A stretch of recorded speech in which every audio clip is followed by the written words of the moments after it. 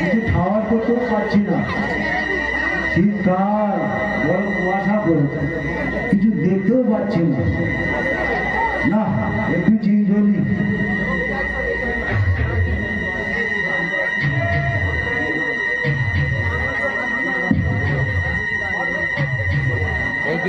বাংলা বিড়ি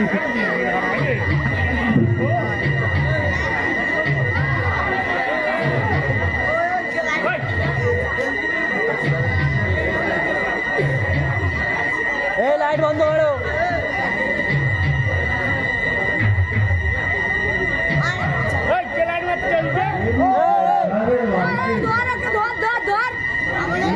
যদি আমারটাকে ছাড়ানো যায়,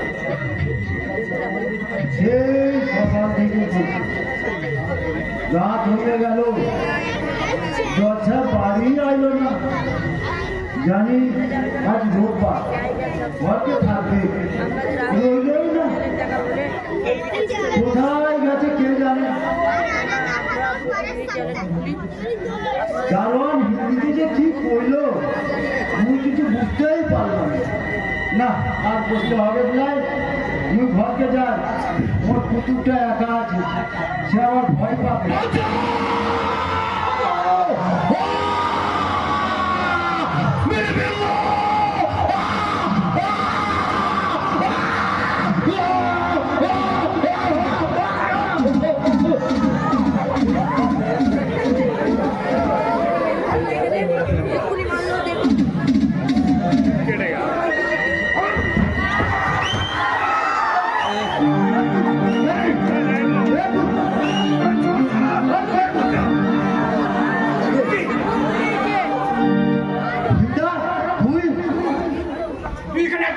কি করতেছিস? যা ঘরকে যা। ঘরকে যা বলছি। হ্যাঁ, তুই এত রাত্রে কি করছিস? আমি চাই করে তুই ঘরকে যা। ঘরকে যা বলছি। না, আমি যাবো না। তুই বল। তুই তো হসপিটালে আছিস। তুই তো হাসপাতালেই আছিস। হসপিটালেই আছিস?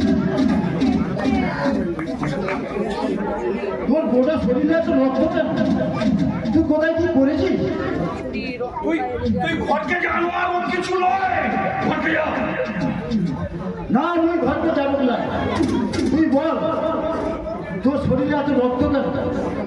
তুই কি আবার কোথাও কি করেছিস? তুই ঘরকে যা বলছি। কুতুব ঘরকে একা আছে, ভয় পাবে। তুই ঘরকে যা। তোর কুতুবের দিবি। তুই বল, কোথায় কি করেছিস? খুন করেছিস। খুন করেছিস?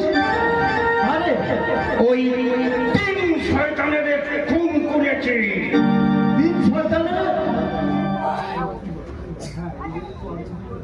হ্যাঁ, একটু আগে মুই ওদের একটা ঢোপের মধ্যে মরণ চিৎকার শুনতে পেয়েছি। সেই চিৎকার শেষ হতে না হতেই তোর সাথে মোর দেখা। তোর শরীরে এত রক্ত, হাতে রক্ত মাখা ছোড়া, চোখে মুখে বিদ্যুতের আগুন। বল ভিতরে, তুই আবার কি কোথাও কি করেছিস? বলেছিলাম মুই খুন করেছি।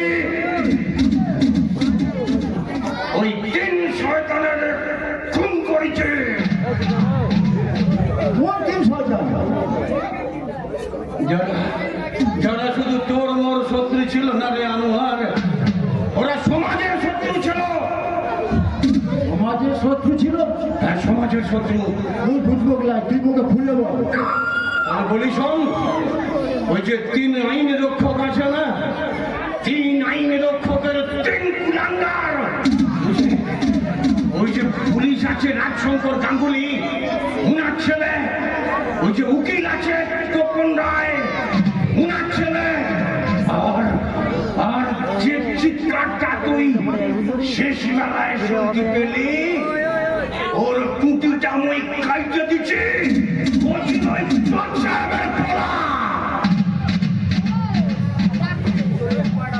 সব সরকারের দিকে এতবার বলছি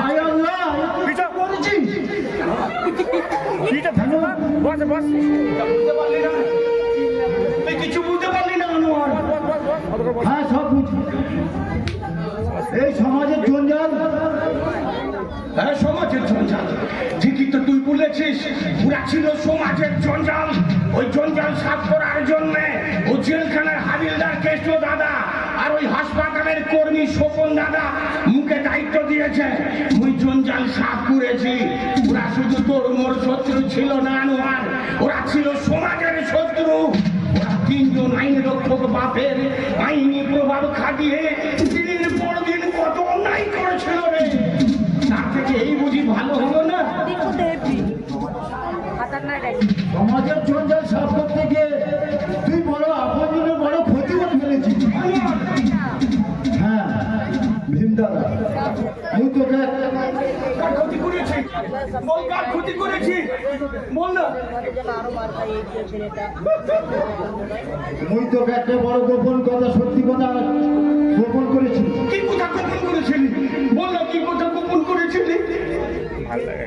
বল বল, কি কথা গোপন করেছিলি? বল না, কেন চুপ করে আছিস? বল, কি হয়েছিল? ওই জজের ছেলের নাম শুনে তুই আজকে উঠলি কেন? বল না, বল না, বল না, বল না। হ্যাঁ রে ভীমদাদা, তোকে একটা জ্বলন্ত সত্যি কথা গোপন করেছিল। করেছিলি? মুই ভাবিনি আল্লাহ মুখে এত বড় পরিস্থিতির মধ্যে ফেলে দিবে। আনোয়ার, আল্লাহ গো, এ তুমি কি করলে? এ তুমি কি করলে? আরে তুই কাঁদছিস কেন? কি এমন গোপন কথা? বল না। তোকে যখন পুলিশে ধরে নিয়ে গেল, ভাবি মোর ঘরকে ছিল, জানি তো। মুই মোর বিবি তার খুব লক্ষ্যের মধ্যে রেখেছিল। কিন্তু একদিন ওই ঘরের পশ্চিম দিকে যে মরল পুকুর ছিল না, ওইখানে ভাবি একলা গোসল করতে গিয়েছিল। তারপর কি হলো? বল, কি হলো? বল না। তারপর ভাবিকে একা পেয়ে ওই জজ সাহেবের শয়তান ছেলেটা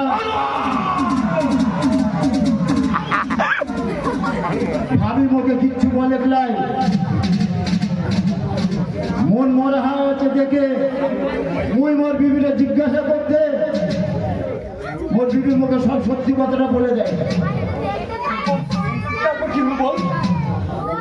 তারপর আগে ঢুকিয়ে ভাবি যখন বিষ খেয়ে নিল, ওরা নিজেকে সামনে রাখতে পারলো। মুই তড়ি ঘড়ি করিয়া ভাবিটা হসপিটালে নিয়ে যাও।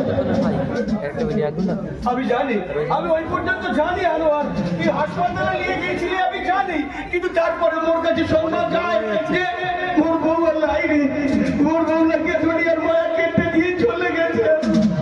তারপরে কি হইল? বল, বল না। তারপরে উকিল বাবু মনে বললো, ঘরকে জানো মুই দেখি কি করতে পারি। উনি কি করলেন? বল না ভাই, বল না। এই ঘটনা ঠিক 7 দিন পরে মুই ভাবিটা হাসপাতালে আনতে যাচ্ছিল। সেই সময় পথে দেখি জজ সাহেব গাড়ি নিয়ে ওটা আটকাইছে। জজ সাহেব মনে করল, আনোয়ার যা হবার তো হইয়া গেছে, লাখ টাকা ক্ষতিপূরণ দিল, এ ক্ষতিপূরণ হবার নয়। কিন্তু সমাজের কথা ভাবিয়া মুই একটা সিদ্ধান্ত নিচ্ছি, তুই কি মানবে না? উনি বললেন, মোর পোলার সাথে মোর ভাবি শাদি দিয়ে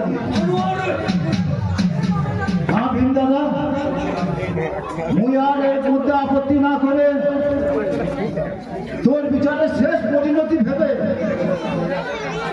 জজ সাহেবের সামাজিক সম্মান বজায় রাখতে গিয়ে ওই জজ সাহেবের ছেলের সাথে ভাবির বিয়ে দিয়ে দিই। বর্তমানে আমার ভাবি ওই জজ সাহেবের পুত্রবধূ।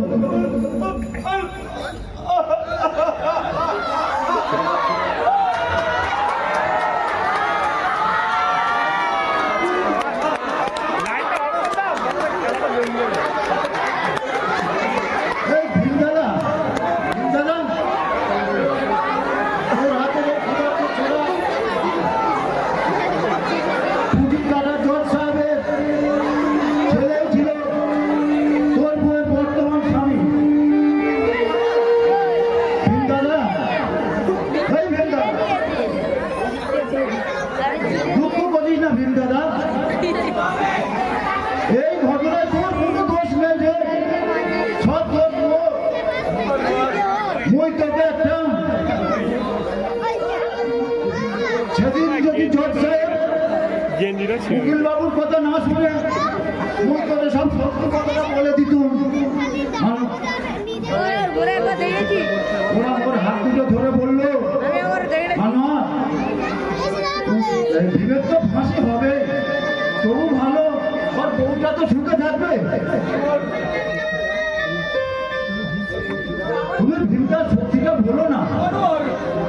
সেদিন যদি উকিলদের কথা না শুনে মুই তোর সত্যি কথাটা সব বলে দিতুম। হায় আল্লাহ, স্বামীর হাতে নিজের